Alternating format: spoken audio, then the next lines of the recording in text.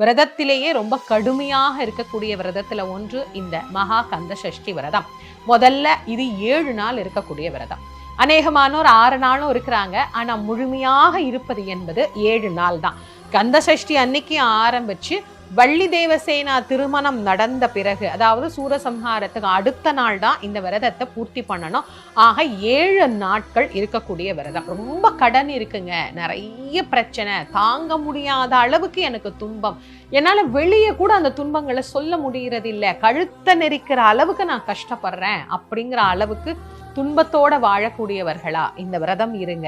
சூரன் அழிந்து எப்படி தேவர்கள் விடுதலை பெற்றார்களோ அது போல நம்முடைய துன்பங்கள் அழிந்து நம்முடைய வாழ்க்கையில ஒரு மலர்ச்சியை கண்டிப்பாக செந்தில் ஆண்டவர் நமக்கு அருள்வார்.